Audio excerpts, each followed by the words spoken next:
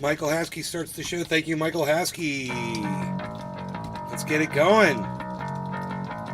Prepare yourself. Hey, everybody. Trending Nay reporting and trying to sound like Tron and on to keep everybody all excited and do lots of up-talking, right? We're going to call that up-talking. We're doing some... Let's get ready to rumble. Hello, everybody. Welcome to the show.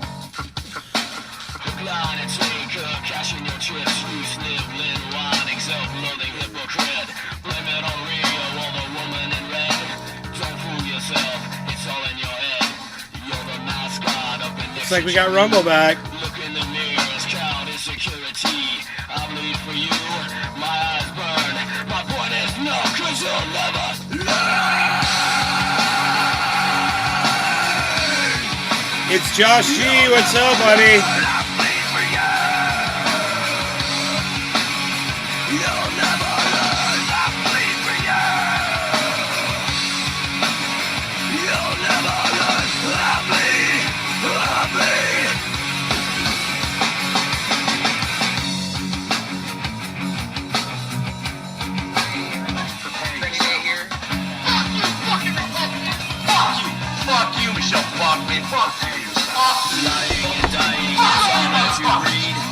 Hey, Lisa. Hey, Marty.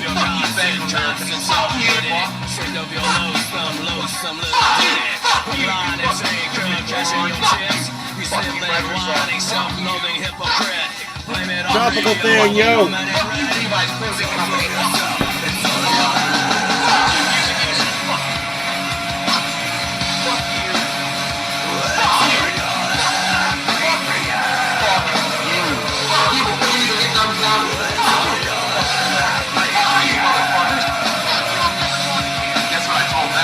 It starts with an F. Bullshit! Fuck you! Fuck you! Fuck you! Fuck you! Fuck you! Fuck you! Fuck you! Fuck you! Fuck you all motherfuckers! Fuck you! Fuck you! Fuck you, Chevron! Fuck you! Fuck you! Fuck you! Fuck you all! Fuck you, motherfuckers! Fuck you, Hollywood! Fuck you! Fuck you, motherfuckers! Fuck you! Fuck you all! Fuck off, motherfuckers! Fuck you! Hello, Trendy. It's Trendy Day reporting in live from Orlando, Florida, home of Trendy as established and all things trendy, where you find me and you, the hashtag Trendies on all forms, sources, and sorts of social media, especially Rumble today. It's actually working. Yay! I would fucking kill you! If you were here, I'd fucking stick my finger in your fat fucking turkey throat! Good afternoon. It's so bitter. Hello, everybody. We're on fire again today in the fireplace with me. Look at us. Look at all the pretty stuff we got going on. Yes, yes. We've got your chats right here. Hello, chats. Yes, we've got your chats over here as well. That's what's going on there. Let me just do a little bit of... Hey, Tula. Let me do a little bit of fixing here. Since Rumble won't let you type. Rumble's acting weird, I know. In fact, Rumble was down when I started to put the show together. I was like, oh no, Rumble's down. And I kept trying. And then boom, I was able to get in. And I was like, I guess Rumble's back up. I wasn't completely sure. But I was like, well, let's just see. And boom, the chat's up. I'm so glad you guys are notified. But it was definitely not working. And I don't know, maybe that was just a connection that had to reset itself that I had on the browser. It was still going to an old IP or something, or an old server or whatever. But I got it, man, and I'm just so happy that it's up and running, man. You know, makes me very happy. So I said like Donald Trump there for a second. Makes me very happy. Makes me very happy. How you doing, Nate? Big Lee, hey there, buddy. What's up? Not much. How you doing? Good. Very good. All right. Makes me very happy.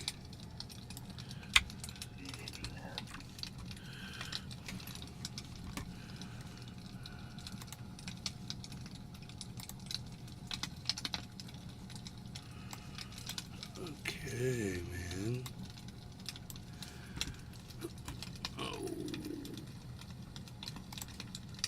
We got Token Tony Z here. There he is. Token Tony Z. All right, man. And Bitcoin is rocking back up to 42.3, which is great. We got it all the way up to 42.5. Okay, that shit wasn't cool, dude. You just ripped the seat up. Harley just fell off my seat, and as he fell off it, he put his claws into it and tore it. Yeah, great cat. So everybody saw that, right? Everybody could see what I have to deal with. And I knew this was the day I was having when I woke up this morning. I said, that's one of those days. Oh, that little bastard, man. Look what you did. Look what you did to the leather. I just bought this chair. Look what you did to my leather. God. Cats with their freaking claws, man. Oh, had to have a cat. Had to have a cat. So anyway, yeah, we are on fire here. We are on the fire.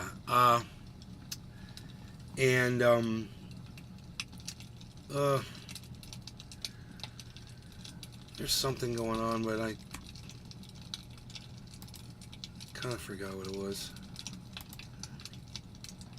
Maybe I can find it again.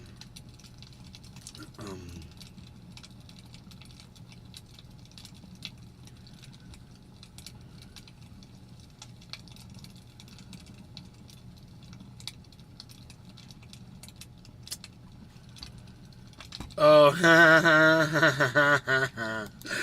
no, we're not gonna watch that.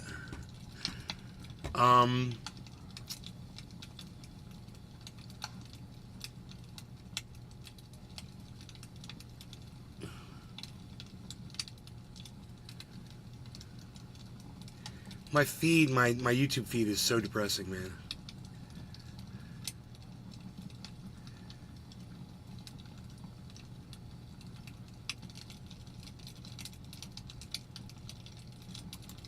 Oh, my feed is so depressing.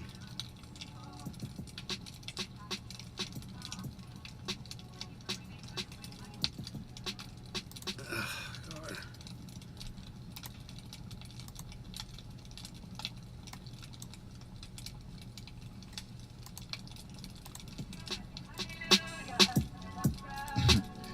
I feel sorry for y'all on Instagram. Y'all just gonna be able to hear. Y'all ain't gonna be able to see y'all. Oh, my goodness.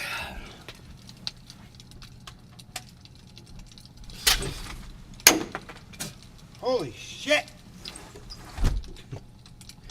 It's raining outside. Yay! Oh, thank you, Tula, for the retweet. Drew, yes, what's up? More depressing bullshit, more depressing bullshit.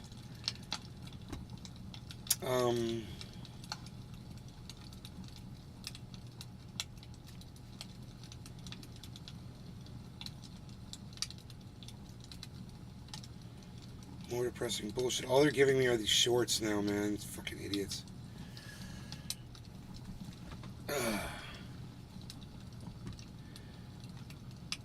George Santos expelled. That feels pretty good. Yeah, let's watch that, man. Because, you know, if there's one thing I can't stand, it's fucking George Santos the liar. And what he did. I mean, there's one thing to tell lies and to misrepresent things because you have petty reasons to do so. And then there's just going out of your way to lie to rip people off, which this guy did. And it's just so blatant, and people just ignored it. And after this guy was elected and it all came out, a lot of people still supported him because he was a Republican. Let's watch this video and see what Legal Eagle has to say about it. Let me see if this works. Yes, it does. Alright,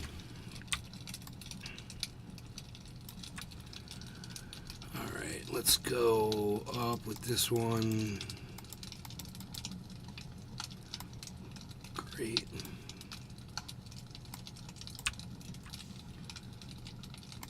Representative George Santos has been expelled from Congress. It's shocking because George Santos had one heck of a resume. He's the grandson of Holocaust survivors, the former star of the Baruch College volleyball team, a financial whiz kid who worked on Wall Street, an animal lover with experience in the nonprofit sector, a producer on the Broadway smash hit Spider-Man Turn Off the Dark, and an actor who appeared on Hannah Montana. His life story... Understand every single thing, every single credential that Legal Eagle just repeated about George Santos was one of his many lies. Every single thing turned out to get vetted to be untrue.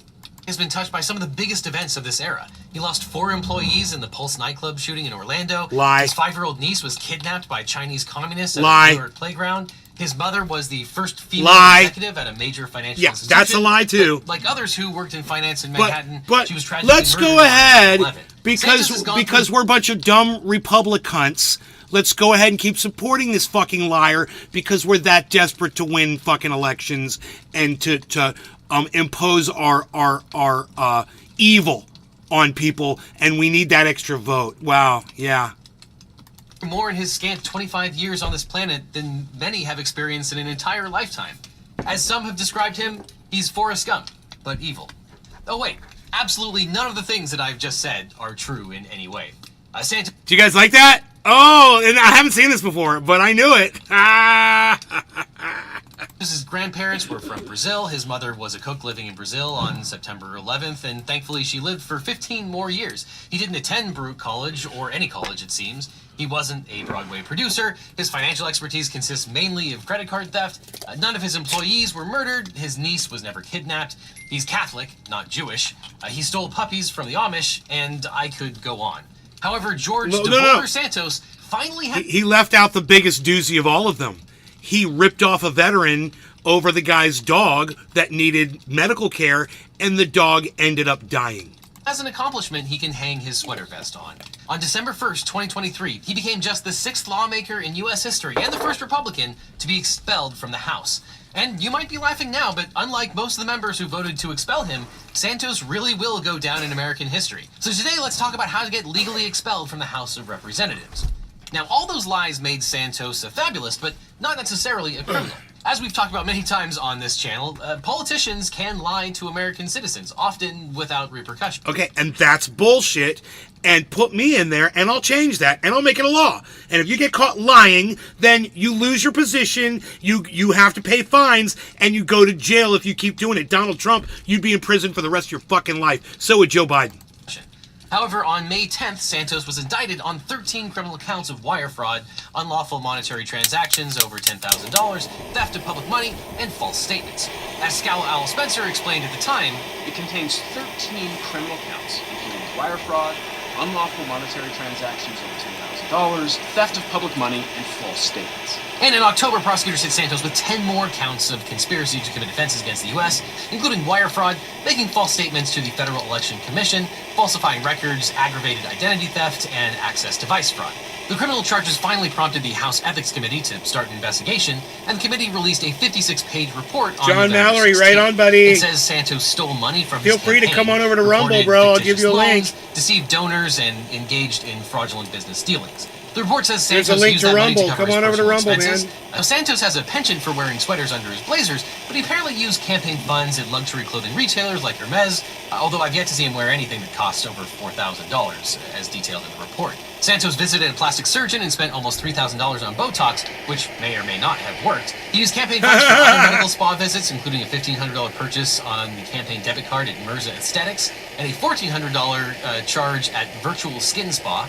He spent $3,300 in campaign money at an Airbnb in the Hamptons, and $2,200 in Atlantic City. He spent money on OnlyFans despite claiming that he had no idea what that site was. Just discovered what OnlyFans was about 3 weeks ago when it was brought up in a discussion in my office. What do you think? And I was oblivious to the whole concept. Now, we don't know for sure what he purchased on OnlyFans, but hopefully soon we'll find out the naked truth, expose every detail, and lay bare the stark reality. You're so funny. The Ethics Committee also accused Santos of stealing What campaign a donors' wordsmith. identities and racking up thousands of dollars in unauthorized charges on their credit cards to benefit his campaign and himself personally.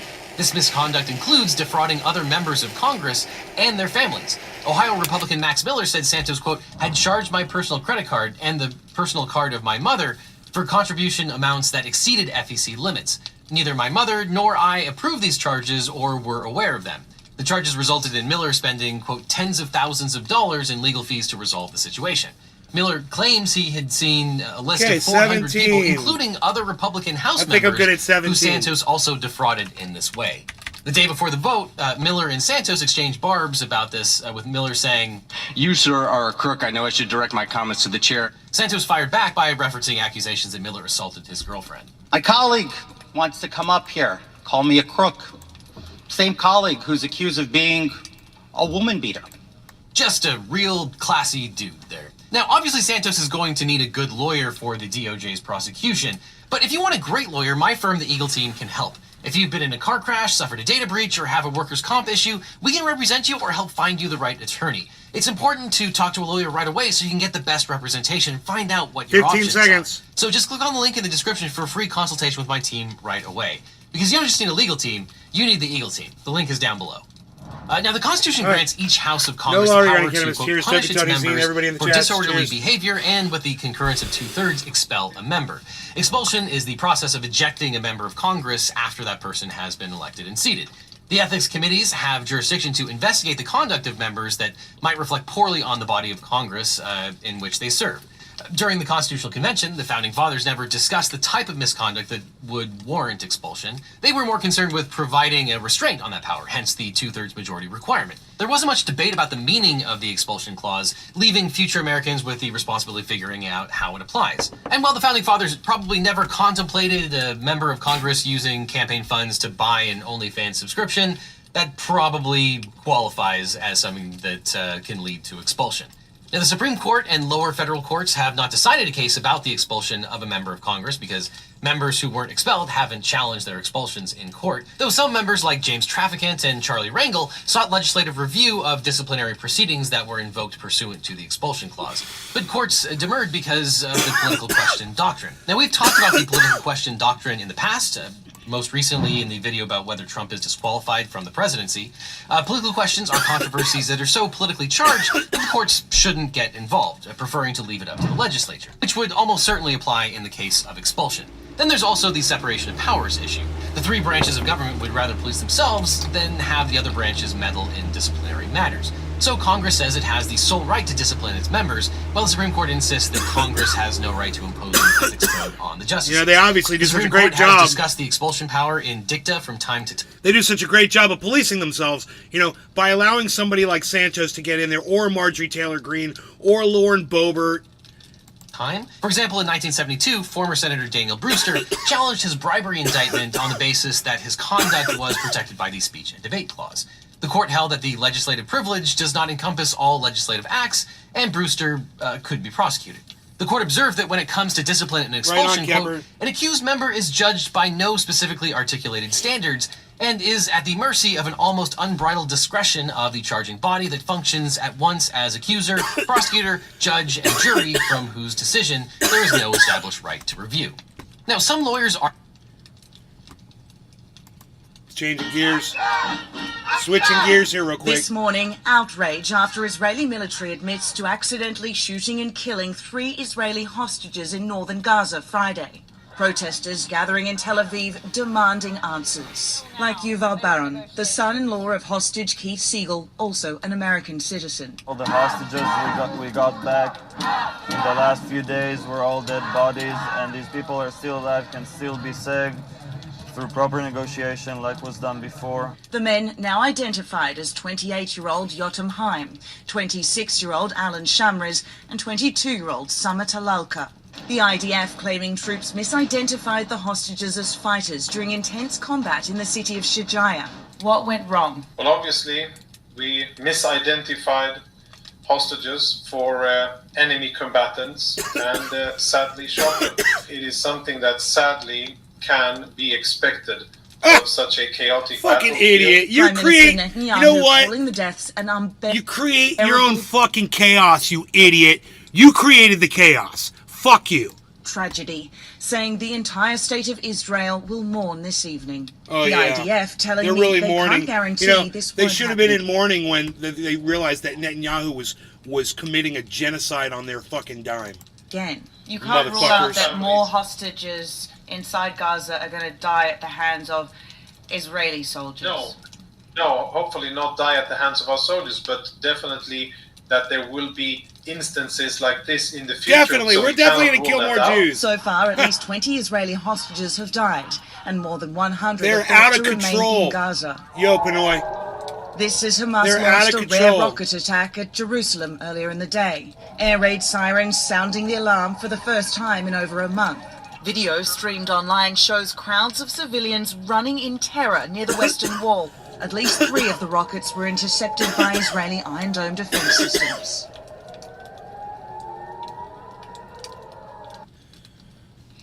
Fucking A, dude.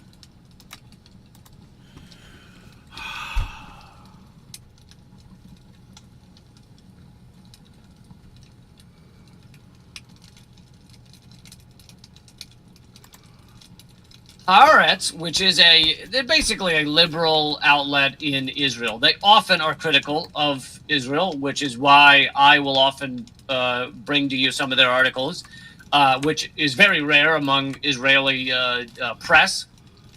But they are often critical of Israel. However, they are still within basically the Overton window, and so they actually called out the gray zone as fake news for saying that many of the festival goers, right? That's one of the things people have talked about most in this in the October 7th event, were the I can't remember. I think it was 100 or 200 people. It was a lot of people that were murdered at the rave or festival or whatever music event 3 miles from Gaza, and so hundreds killed. Now, people have said, the propaganda is that Hamas just ran into this festival and started mowing everyone down that they could. Again, if there were evidence to that, then okay, there's evidence to that. But Haaretz called it fake news, that much of it was done by the IDF. And yet, Haaretz has now backtracked, without admitting they backtracked. They have confirmed, the Gray Zone reporting, that they dismissed as a conspiracy, showing Israel killed its own festival goers. Now, in terms of the definition of false flag, I guess people normally use it to mean something that is planned ahead of time, that you blame on, you kill your own civilians and blame them on someone else. Maybe the most famous one was when to set off World War. One of the things that set off World War II was, or it set off the invasion of Poland, was Hitler dressed up some of his Nazis as Polish soldiers, and then attacked a radio tower or something. I can't remember all the details, but and told everyone that Poland attacked him or attacked the Nazis. But so I guess it's possible that the dictionary definition would be you have to plan ahead to do this thing. But the propaganda now is the false flag at half-mast, which is saying that Hamas killed all these festival goers, when we know that is not true, at least not for all of them. And where's that information coming from? It's the Gray Zone's reporting it, but it's coming from actual police reports. And Haaretz, which reported the police reports. Israeli outlet Haaretz has acknowledged a police report confirmed partygoers at a festival 3 miles from the Gaza border were killed by the Israeli military on October 7th. In an article published November 19th, Haaretz reporter Josh Briner wrote that an official investigation into the deaths of Nova Festival attendees revealed that an IDF combat helicopter that arrived at the scene from the Ramat David base fired at the terrorists and apparently also hit some of the revelers who were there, citing a police source. And let's see, here's the actual article. According to a police source, investigation into the incident also revealed that the IDF combat helicopter hit some of the revelers. Okay, 300, I had said 200. 364 people were killed at the festival. But this also would explain, now they don't say how many the IDF killed, but this would also explain how you have such a breathtaking number of deaths. No, it wouldn't, Lee. No, see, you're wrong. They probably killed a couple. They probably did. You know, they're fucking sloppy bitches. And who knows who was in on this and whatever. But at the same time, Hamas went in there with fucking assault rifles, with machine guns, with fully automatic weapons. They found people who were herded in concentrated areas. They got a rock concert. They went into kibbutzes where people are kind of gated in. They're in their homes. They're in these areas. They're easy to fucking corral and kill. Large groups of people, families of 5, 6. Go in, kill all 6 of them. Boom. You got a machine gun.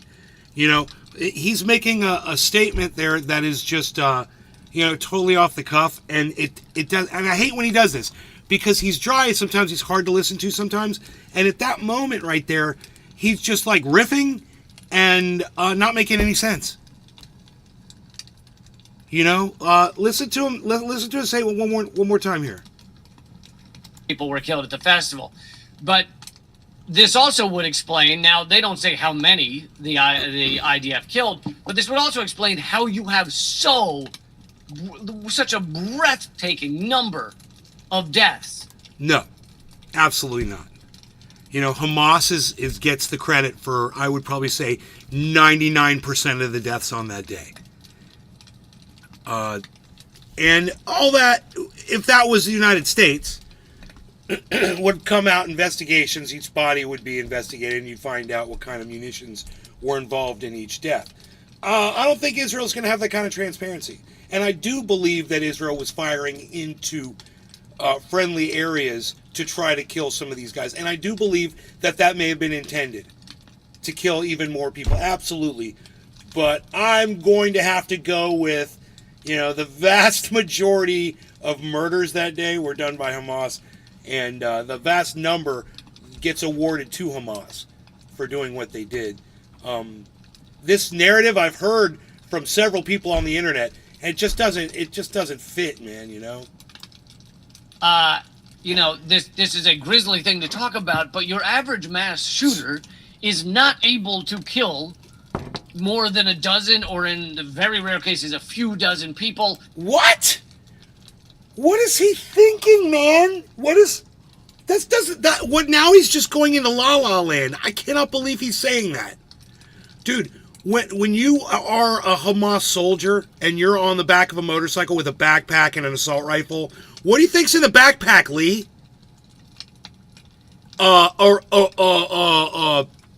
Fucking beach towels?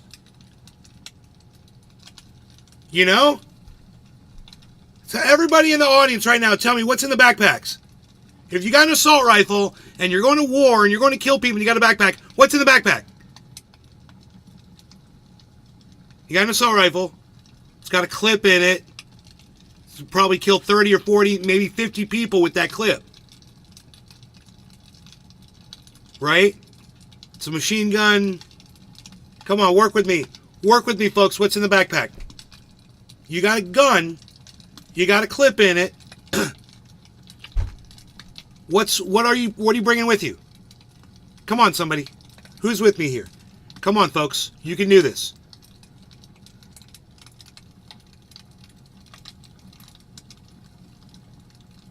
No. Yes, tropical thing. Yes, ammunition, more bullets, more clips. Of course. So when you finish a clip, whether it's a 30 round or a 75 round or whatever it is that's in your gun, you reach in your backpack and you put another clip in. For him to think that one person isn't capable of killing 100 people with a machine gun at a festival where people are running like cattle across a field, or in a kibbutz where everybody's cornered in, it's hilarious. I mean, he's really going to go with okay, great. So where's all the witness accounts, Lee? Where's all the Israelis coming forward and saying, we were attacked by Israeli tanks and helicopters? Where's all those people at, bro? Where's the witness reports, man? I got news for you, bro. Yeah, the internet might be down in Gaza, but all the Israelis still have access to the internet. And I guarantee you, if they saw their own country mowing them down, you'd probably be hearing it in podcasts, posts on the internet. You know, they've got access. I'm confused about that. And like I said, he's not the only one to say this. The worst mass shooting in American history was the Las Vegas one, and the reason that went on so long, meaning he was basically able to just keep murdering people, was because he was up in a hotel room and they couldn't find him, and so he just kept firing on people. Right. And he killed 50. Yeah, and these guys trained on the border of Israel up to a year before they did this. You're right, and they were training with live ammo, I'm sure. These guys all have technical expertise in the weapons they're using and understand how to hit their targets from different positions and whatever it is the fuck they're doing. Yeah, Lee is he's talking about some kid out of his mom's basement, coming out like a mass shooter. This is a trained soldier against fucking unarmed civilians. Elderly, children, you name it. Who's ever in their sight. I think maybe 60. And so, yes, there was more than one Hamas fighter. Yeah. But even if they... Yeah, there were a lot of Hamas fighters, Lee. I don't understand. Yeah, there were a lot of dudes that came across, bro. And every single one of them had guns. And every single one of them was there to murder as many people as they could. They ran into this festival event and just started killing everyone, which we know from other evidence was not their aim. Their aim was mainly to take hostages. But let's say they ran in there and were just trying to kill everyone. They still wouldn't be able to kill 264. However, a helicopter gunner could do a massive amount of damage in a small amount of time.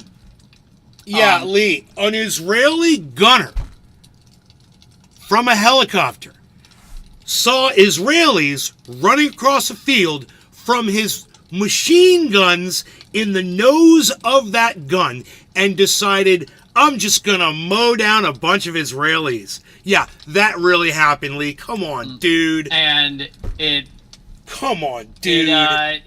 You're jumping the shark. It stands to reason that the IDF probably was I'm seeing responsible for a lot sharks of jumping these out of the water. Sharks. Let's see if I highlight it a little more. Israeli Jumping officials out have of the sought water. to stifle coverage of their actions in Gaza with newly passed emergency regulations allowing police to crack down on critical reporters accused of, quote, harming national morale. In Israel, you're no longer report anything that harms national morale. So if that same shit were passed in the United States, I would not be able to do any reporting. Now, I have been heavily suppressed, had many things deleted, many platforms deleted, but I have not been arrested. Whereas it sounds like in the new Israeli policy, you could be arrested. Have you guys heard they've murdered like 79 journalists in Gaza so far? The Israeli government has murdered 79 journalists. For harming national morale.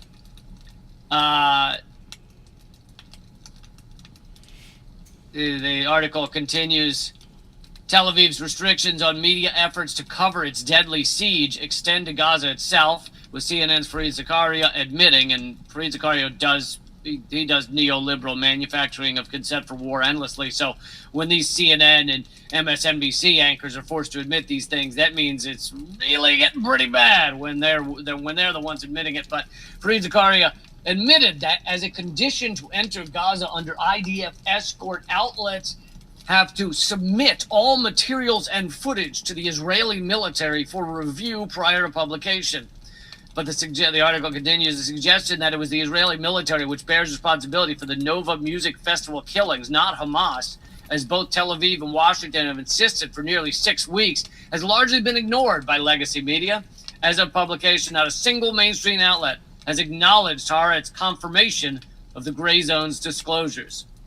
So, yet again, you have these revelations coming out, and the mainstream media refuses to mention them, cover them. They continue to stick with the quote-unquote official and initial story that all deaths of Israelis on October 7th and the following 2 days were perpetrated by Hamas, but we know that's not true. We know it's absolutely not true.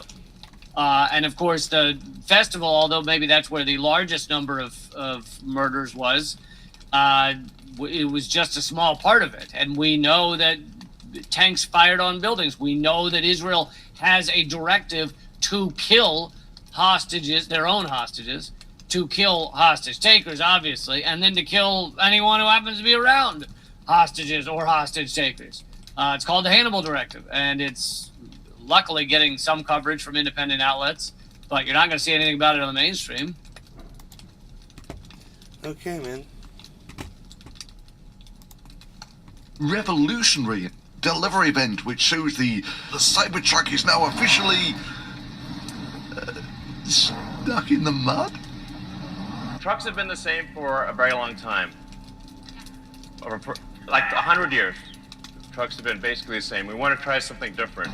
And for perfect optics, it's getting rescued by a petrol-powered Ford pickup truck. You couldn't make this stuff up. Yeah, I mean, we dug our own grave with Cybertruck. You know, nobody, you know, in general, I feel like nobody digs their grave better than themselves. Anyway, it looks like they've finally got single-digit numbers of trucks ready to be delivered. Given that they said they made their first one about 6 months ago, that means their amazing production record for the first 6 months was they finished almost 2 Cybertrucks per month. What I can say is we're going to move to just truly massive scale.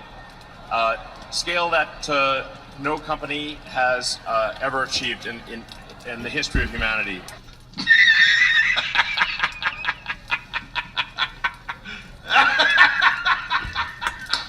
Stand by, Jonah. We might need you quite a lot in this video.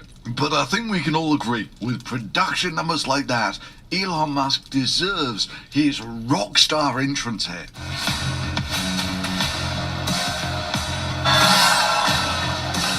Welcome to the Cybertruck delivery event.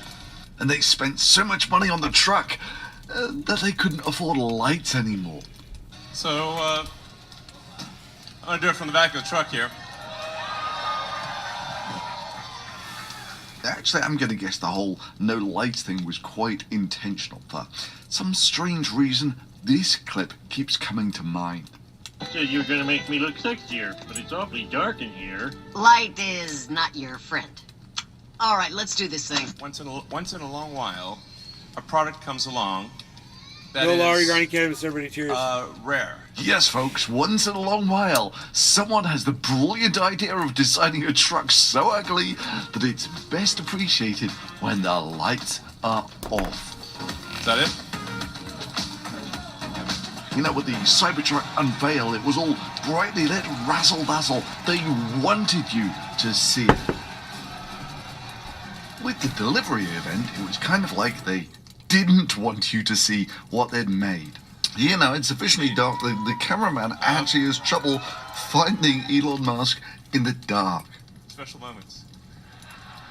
You can also see instantly, if you compare between the unveil event some 4 years ago and the delivery event, there are things that they proudly proclaim in the unveil event.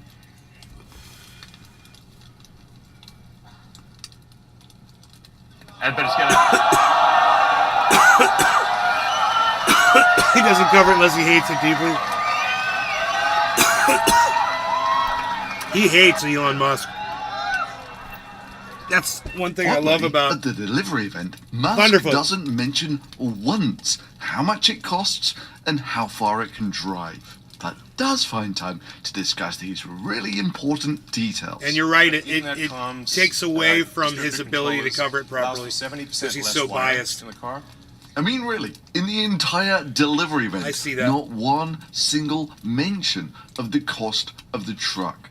Oddly, that's exactly what happened at the Tesla semi-delivery event.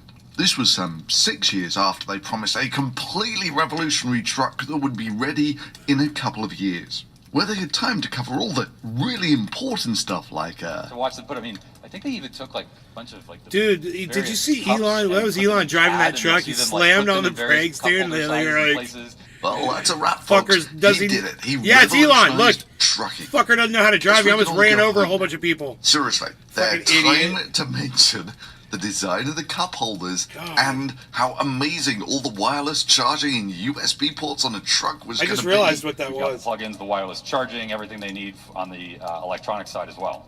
But Kira Wireless didn't have enough time to charging! cover some trivial Wireless details like charging! how many they're actually delivering, how much they cost, and how much cargo they could haul.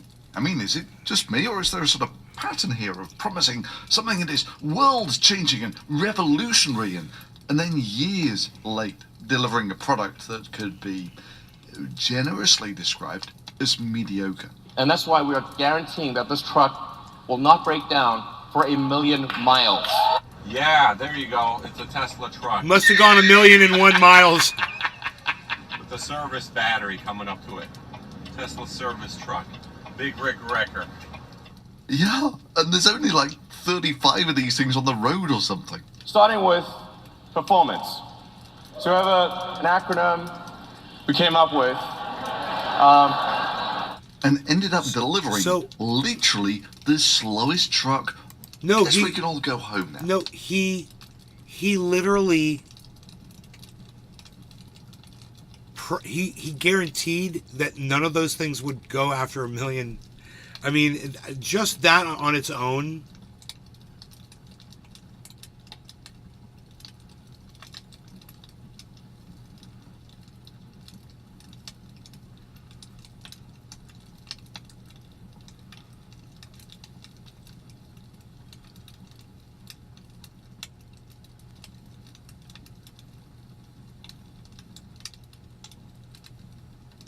I don't know how far we got in, man. I can't find that place where we were. Is it right here? Generously described as mediocre. And that's why we are guaranteeing that this truck will not break down for 1,000,000 miles. They guaranteed it. He guaranteed it. And then this. Yeah, there you go. It's a Boom. Tesla That's his truck. guarantee. Such an idiot, man. Why would you say With a something so service dumb? battery I coming mean, up to it. Tesla. you didn't have to say that, Elon, you idiot. You didn't have to guarantee that it wouldn't break down. It's a fucking truck. If you knew anything about trucks, you know, hey, every once in a while, one of them breaks down. Even a good one will break down. Service Dumbass. truck. Big He Rick really Wrecker. thinks that he's a god. Yeah. He and really there's only thinks like he's a god. 35 of these things on the road He or can something. build a truck that Starting with won't break down. Performance. So we have an acronym we came up with. Crazy. And ended up delivering literally the slowest truck on the road and fulfilled none of the crazy things that Musk had promised at the unveil event. We're confident that this is a product that is better in every way from a feature standpoint, that wins on economics against diesel trucks in a worst case scenario, and that defeats rail in a convoy scenario. Yeah, it's now the end of 2023, and they can do none, exactly none of those things. Meanwhile, this is what Musk was saying in 2017. So I want to be clear, this is something we can do now. He's been driven around. This is all starting to Just the sound way he slammed on those very brakes, familiar. dude. Just Long like, story what a short, noob. the top of the range version was meant to have a range of 500 plus miles and cost His about AI drive- yeah, $70,000. $82,000. It said every single Tesla was being recalled, bro. Every single one. That's fucking crazy. This monstrosity cost $82,000. What did Musk deliver?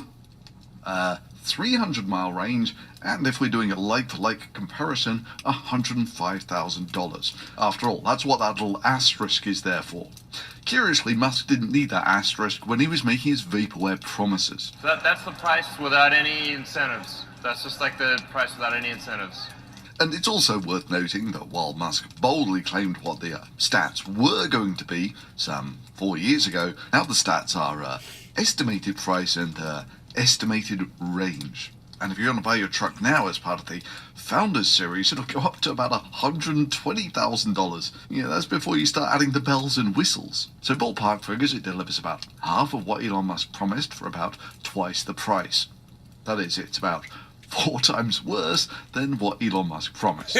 We have a car here that experts said. Look was at the impossible, lighting. That experts said would. You can't even never see be his made. face. It's so funny. Yes. He's so dumb. And you didn't make it. But please don't go to say that something delivers a quarter of what you promised is your best product ever. That, Bro. Yo, I'm saying cyber because it's cyber trip. Yo, Elon Musk, check this out, bro. You could have appeared in a dark alleyway, set like you are right there, with a light on you.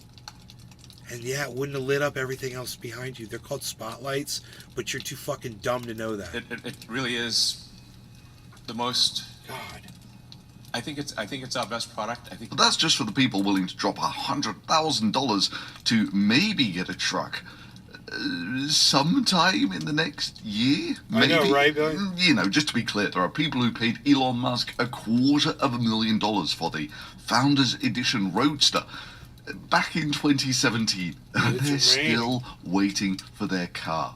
But on their website, they do state that if you do order the lower-end version, that they won't even think about starting to make these until at least 2025. So that's a year of Elon time. So in reality, what, 2029, 2034, that sort of thing? No, really. Apparently, everyone told Elon Musk it was impossible to make a needlessly heavy, overpriced pickup truck. It was just totally impossible. It couldn't be done. And seeing as this was the first day that they were delivering this amazing truck, it must have been a fantastic day for the Tesla stock, right? What's that? It had no effect whatsoever on the Tesla stock price. And if you're thinking, well, okay, so no one cares about the Cybertruck, when Musk said we dug our own graves with Cybertruck, it wiped billions off the stock value of Tesla. But hey, I remember the unveil event. The Cybertruck was going to have Tesla engineered thermonuclear explosion-proof glass. Let's show the glass demo. Thermonuclear explosion proof. Nothing. Yeah. I mean, remember how much time they spent setting it up? They had cyberpunks dropping stuff onto Tesla, trademark, specially designed, toughened glass made by Tesla engineers. Yeah. Yeah.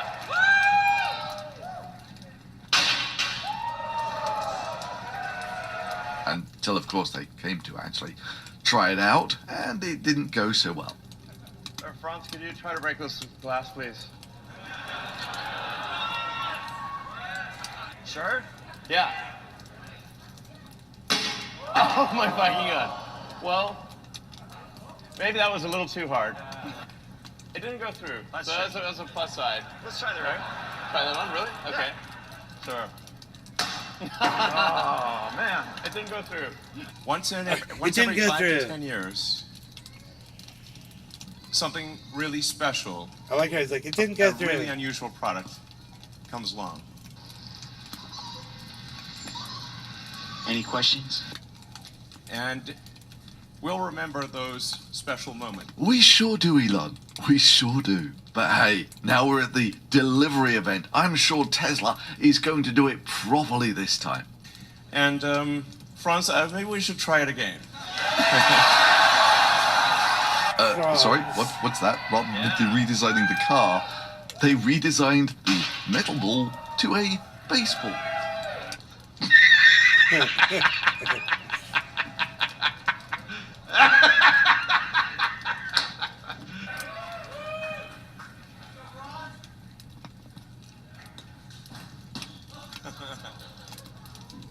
Except that baseball bounces and sounds a lot like a tennis ball? Maybe a reminder of how bouncy baseballs are on a hard concrete surface. Wait till this. So now the Tesla engineered armored glass can take a devastating hit from the most noodly armed throw of a tennis ball. And yes, that little bit in the background there is the only mention of armored glass in the whole event. And for those who don't know, the special Tesla designed toughened glass is basically just regular toughened glass. There is nothing special about it. But let's just briefly come back to that decrease in range from 500 plus miles to estimated 320-ish. But now let's add in Tesla's documented history of exaggerating their range stats. When the battery was fully charged, they would just add something like 30% extra range to it so they could boast that the Tesla battery packs had more. Hey, dumbass fucking Elon.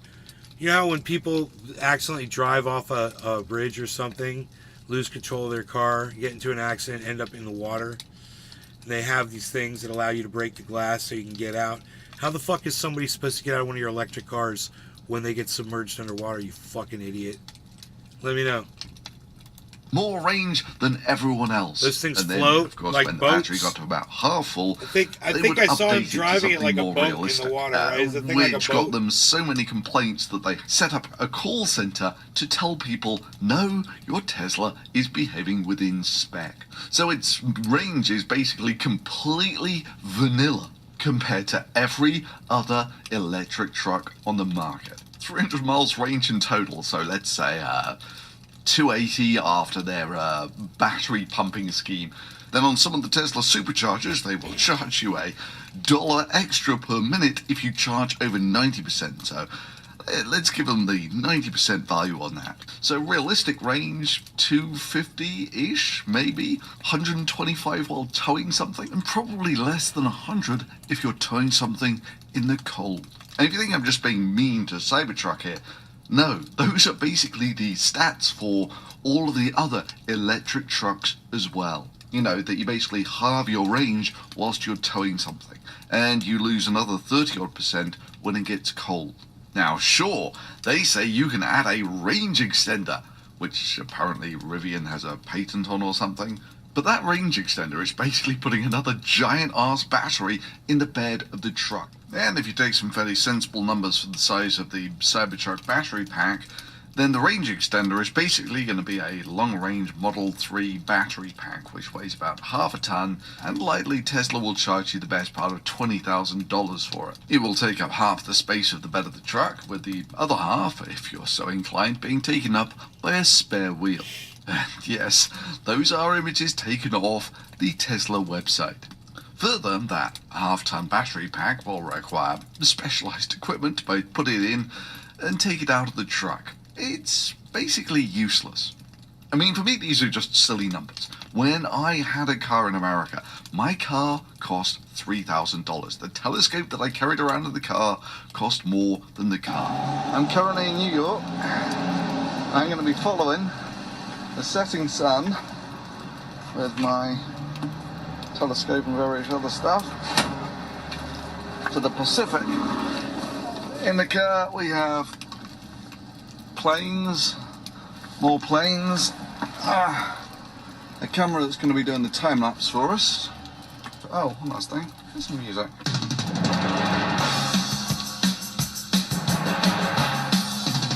And it worked fine for the best part of a decade. The concept of blowing $150,000 it's getting on for the price of a house on a truck is just kinda alien to me. Even more alien to me, however, is the idea that selling ludicrously expensive luxury electric cars to a select group of I like rich how the people. picture makes it look Tesla like it's on currently bars. sells twice as much in terms of electric vehicles So as the rest intentional. of electric car makers in the United States combined. Electric vehicles are a capitalist-friendly way for granola yuppies to do their environmental virtue signaling. Tesla has done more to help the environment than all other companies combined. For tech bros to feel intellectually superior, and for anxious parents to feel like they're building a better tomorrow. It would be fair to say that, therefore, as a leader of the company, I've done more for the environment, than everyone else, any single human on Earth.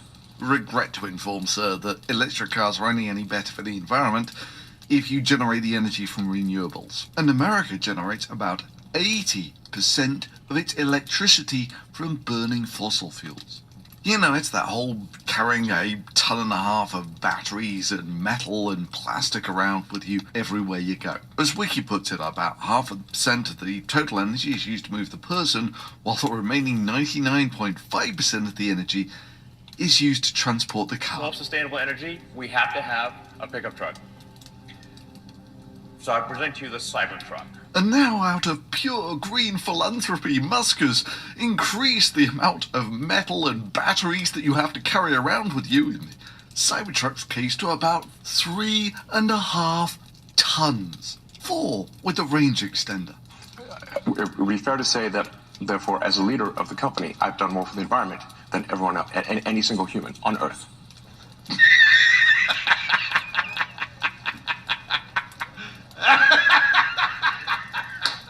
And this lecture in self-righteousness was brought to you free of charge by a guy whose jet travel alone has a carbon footprint about 100 times bigger than the average person watching this video. And what I see all over the place is people who care about looking good while doing evil. Them. Okay? You see, basically any form of public transport, you know, those things that Musk is vehemently opposed to, is about 10 times better for the environment than an electric car. In fact, it's since come to light that the only reason Musk proposed the Hyperloop, not his idea, just a vacuum train, but the only reason he proposed it was to try and sabotage the California high-speed rail. He tried to sabotage something that would have been better for the environment. For what? Insert your reason here, but presumably so he could sell more electric cars that would be worse for the environment. And what I see all over the place is people who care about looking good while doing evil. You don't say, Elon. You don't say. Anyway, back to Cybertruck. Yeah, they are hardly amazing stats for a truck.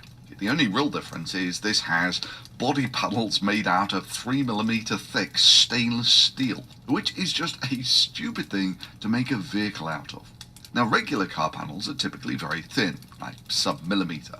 3mm alone is ludicrously thick for car paneling. Right, just so we're clear what we're talking about, this is roughly what stainless steel of about the thickness that you'd make a regular car body out of would look like. So it's fairly soft, fairly squidgy, it's a bit thinner, but it doesn't really matter. It's lightweight, and if you need to cut people out of it, in the case of a car crash, then you can do it with things like the jaws of life. Meanwhile, you shift that to something that is, this is 3mm thick mild steel, but not only does this weigh an absolute bloody ton,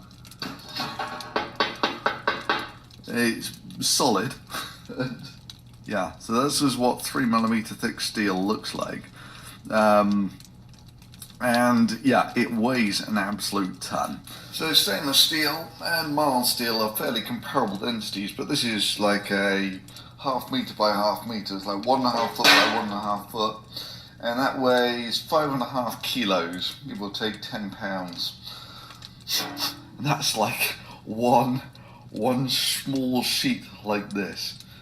It's needlessly heavy, and what does it get you? Doors that weigh about 30 kilos, 60 pounds. Look, if you're worried that a long-range battery's too big and heavy, and you're just carrying them around, and it's just diminishing the performance of your car.